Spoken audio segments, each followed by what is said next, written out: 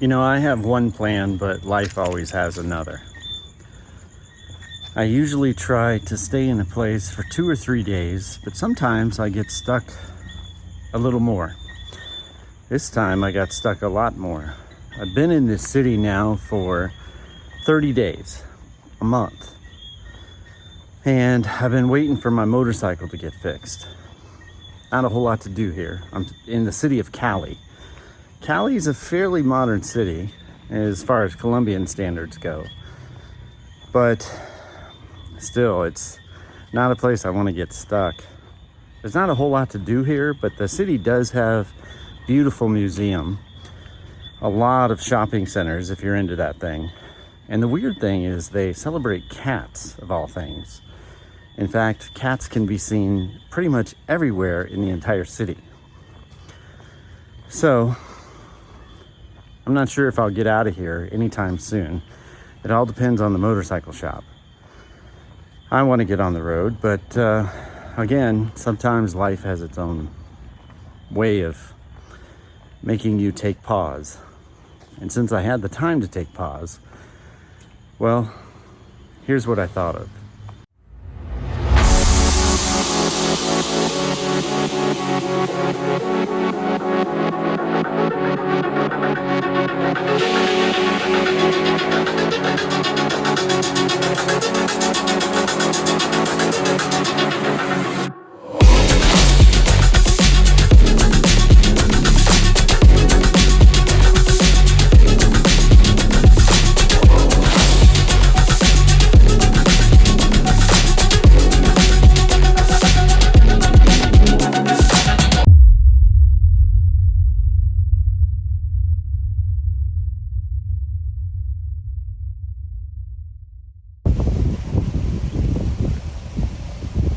Well, I've been in Colombia on and off now for a couple years.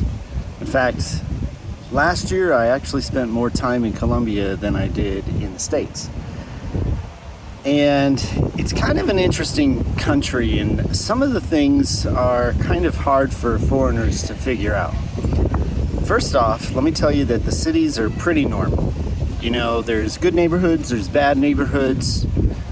It's fairly safe, and what I'm about to describe you really won't see in the cities. Of course, you know, if you're looking for hookers and blow, or you're looking for trouble, which I see a lot of foreigners do, you're definitely going to find it here. But normally, if you're just a tourist guest and you behave accordingly, you're not going to find any trouble. Outside of the cities, it gets kind of interesting. The rural areas are absolutely wonderful. Wonderful, wonderful, and the best people I've met are from the rural areas. In the rural areas, you have a few different factions, and this is where it gets a little confusing. You have the guerrillas, and you have the military, and then you have the paramilitary. Now, supposedly, the guerrillas are left-wing extremists, and the paramilitary are right-wing extremists. And the Colombian military is kind of in the middle, I guess. And I'm not exactly sure what makes one a left-wing extremist versus a right-wing extremist. I haven't been able to figure that out. I don't understand the ideology here yet for what that is. But if you stay on the beaten path, then you won't run into anybody except for the military. If you go off the beaten path, depending on where you go, you might run into one of the different factions. But generally, even then, it would kind of depend on who you ran up to. So, but generally you actually don't see them at all. If you go into the barrios, in other words, the neighborhoods that are on the mountains in each city, then you run into a little bit of a strange scenario as well. Some of the neighborhoods you have to have permission to go into. Now, the permission is given by the drug traffickers, which is really microtransaction stuff in that area. It's not like large drug trade, it's just kind of small. In the barrios at the bottom of the hill, and as you go up the hills, you'll have different businesses and different shops. Those shops actually have to pay protection money to the people you get permission to in order to go into the barrios. Now, the protection money can run from $20 a month to several $100s a month, depending on the type of business. Once you get into the cities, that protection money goes away, and generally you don't see that anymore. It's really in the poorer neighborhoods that you kind of see that. The police do a good job of monitoring the city and taking care of the crime. However, once you get to the barrios, the police are kind of in on the cut, so the police don't stop the protection money going. And the protection money is kind of, it's the way they do it is saying, oh, we're going to give to the children. Don't you want to help the children? But of course, if you don't give to the children or this protection money, the guy who collects the money, then, well, some bad things will happen to you. So that's kind of how that whole thing works. It's something you have to experience. I go into the barrios all the time. I rarely ask for permission because I generally know how to act and where to go into a barrio. But some of the barrios I do still have to ask permission for, especially in a new city. So I've been in Cali now for a month, and Cali barrios are, in my opinion, a little less developed than in other cities. I don't know how to say that. It's not that they're infrastructurally, it's not that they're less developed. It's just that the way the barrios are run is less developed. Medellin and Bogota, those are very well developed. In Cali, it's kind of, it's anyone's guess. And I don't really know how to explain that, but that's kind of the best way I can explain it. Anyway, so that's Colombia for you. But there's some other things about Colombia, especially a question that I'm constantly asked. So I made a short clip for it. As I've been waiting for my motorcycle stuck here in Cali, I've got to think quite a bit about my time here in Colombia and the culture and everything that this country has brought to me. But when people ask me questions about this country, usually it revolves around two plants, coffee and coca. This plant is farmed where everyone can see.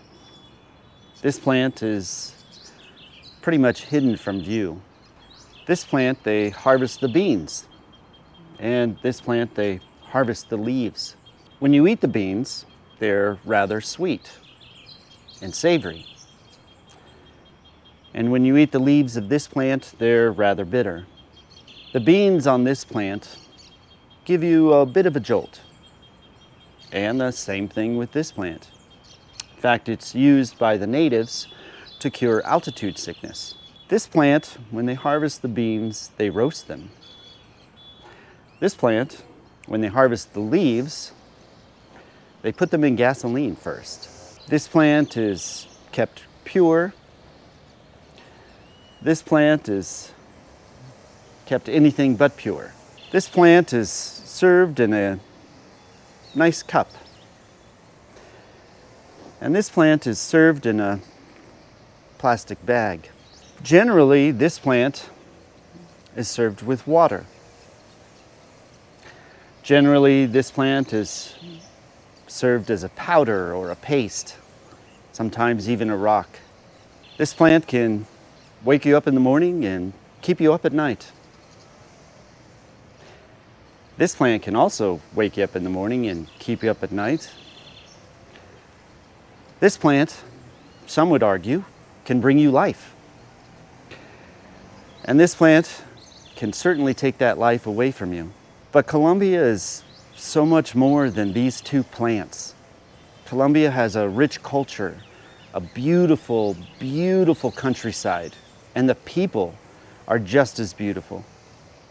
Unfortunately, just like any other culture, it has its highs and lows. I have seen the triumphs of this country, and I have seen the awful scars. And some of those scars are hard to get rid of. And unfortunately, a lot of those scars come from this plant here. The best of this plant is shipped overseas.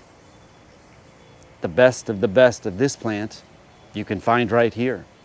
This plant, for a taste, costs about 1/4 to 50 cents. And this plant, for a taste, cost about a quarter or 50 cents.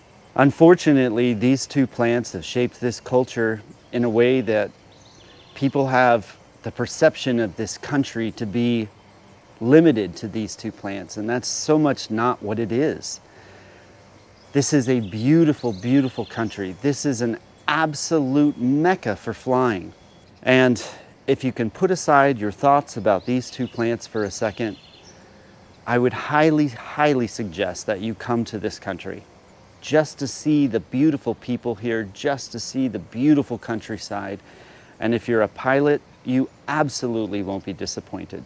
Every country has its scars. Unfortunately, this country has more than a lot. But this country has worked very hard to get rid of this plant and to keep this plant. Now, we shouldn't toss this plant away because I'm sure there's some additional reasons that this plant is around. But when you think of Colombia, don't think of this plant. And don't think of this plant either. Think of the wonderful people that you can meet. Think of the wonderful countryside. Think of the progress this country has made, because I've seen it. I have seen horrible, horrible things in this country, but I've seen beautiful, beautiful things as well. Hopefully, at this point, I can get my motorcycle, because at this point, I'm out of content. I've been here for a month waiting for my motorcycle. And if I don't get it back tomorrow, I don't know if there's going to be another video next week. If I do get it back tomorrow, hopefully between here and Ecuador, I can find a place to fly. But if I don't, I want to leave you with this. Come visit this place. And once you're here, you will no longer think of these two plants. You'll see something so much more beautiful, just as I have. Well, ladies and gentlemen, we have the motorcycle back. It only took 6 weeks, and we had to pick it up several times, but it's back now. We have it, and we're off. I have two choices. One was to go to Ecuador, and between here and Ecuador, there may not be a place to fix the motorcycle, just in case they didn't fix it right. But just so you know, it has been working well. Or I could head up north back into Colombia, because there's a place that I was at earlier that I know I can fly, and that's what I'm going to do. I'm actually going to head up north, stay close to Cali, just in case something isn't right with the motorcycle, just to be safe, and give it a test run today, and that's what we're doing. I was so worried I would run out of content for you. I mean, I was filming everything, like pharmacies and restaurants and life in general. Man, but I have the bike back now. We're good to go. So let's see if it performs okay, and hopefully if it does, by the end of this run, we'll be able to make a beautiful flight at Lake Calima. The bike seems to be running well. It's actually feels like it's deprived on some gas in idle. It kind of idles a little bit slow. Other than that, the bike seems to be doing very well. I do hear a weird rattle, especially at high idle, and I think it's the tank. I really need to check that. Once I picked up this bike, and not kidding, all the tank brackets fell off of it after about 2 kilometers. Oh, I was so angry. I was so angry.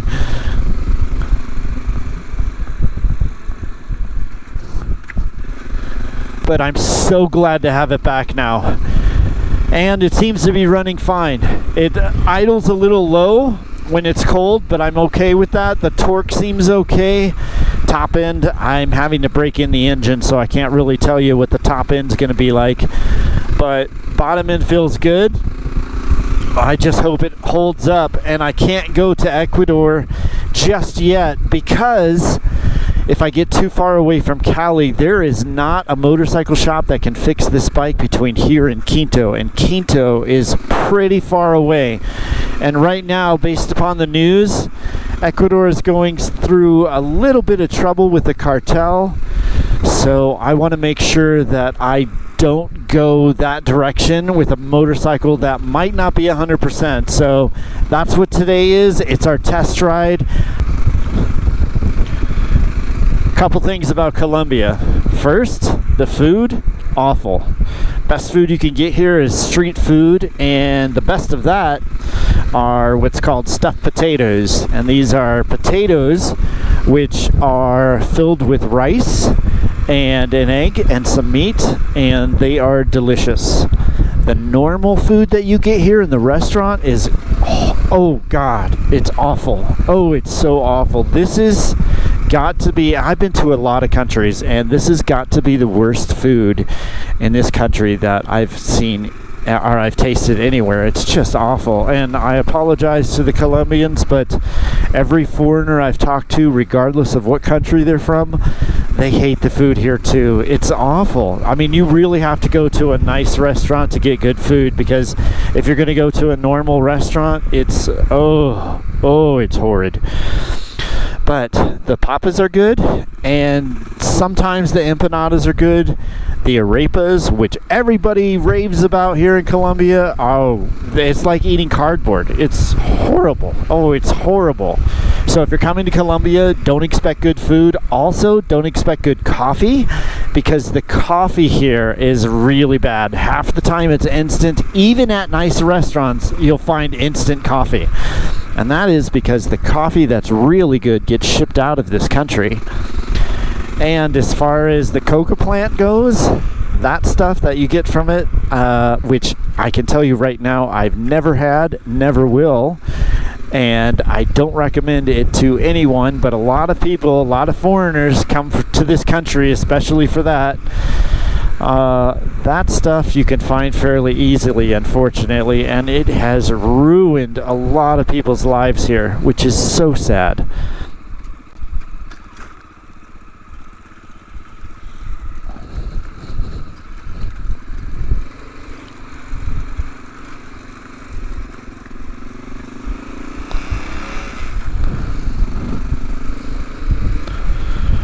Most of the foreigners, when they're looking for snow and buying snow here, they get ripped off. In fact, I can't tell you how many foreigners have come to me and say, hey, I was trying to buy, the C word, the snow, and I got ripped off and I got stolen from, and they just gave me junk. And I'm telling you, if you're looking for trouble in this country, you will find it. If you're looking for that kind of stuff, get it from your own country. Stay away from here, because you're doing this country no favors. This country has worked very, very hard to get out of that kind of stigma of what's going on, but unfortunately, it's a long haul. It's a lot of problems here with that. It's so sad. It's so sad. I really, really am pulling for Colombia. If they could just get rid of that junk, keep the coffee plant, get rid of the coca plant. I mean, not like totally, because I'm sure there's some medicinal purposes for that plant, but that plant has done some nasty stuff for this country. Well, I wasn't able to fly. Unfortunately, the winds were just way too strong. I was hoping I could get up early this morning before the winds came in, but they started coming in really quick, like 6 o'clock this morning, like right as the sun came up. It is the second or third most popular place for windsurfing in South America. So I'm not surprised that the wind was too high, but the wind is very laminar. So I was hoping I could get up early in the morning and get some nice, cool, slow laminar wind, but unfortunately the winds were just crazy, so I couldn't fly. But I'm okay with it, because really the test is to make sure that the motorcycle is running well, and guess what? The motorcycle is running really well. There's a few things I need to change, but it's very, very minor stuff, and I can do it myself. Unfortunately, I could not do the work that they did in Cali myself, because it meant boring out a cylinder, putting in a new piston and rings and all that, and you kind of have to have tools for that. And as you can tell, I'm a bit limited on space on the motorcycle, so I had to rely on them for 6 weeks, but we're back on the road. So from here, we're heading towards Ecuador, and I talked to a bunch of travelers on the route I should take through Ecuador, giving that I'm taking a paramotor and I want to fly, and they gave me some great advice, so I'm hoping that advice pays off and we will have some really good flying in Ecuador. Ecuador is mountainous, but they showed me how to get to the plains and where some good places that I might be able to fly from. Look at this beautiful lake. And so that is where we're going to take off to. We're going to take off to Ecuador. We're going to head back to Cali tonight, sleep there, and in the morning we're going to go to another country. I don't know if we're going to get there in one day because it's about a 10-hour drive. It kind of depends on how the bike does, but hopefully within 2 days we'll be in another country.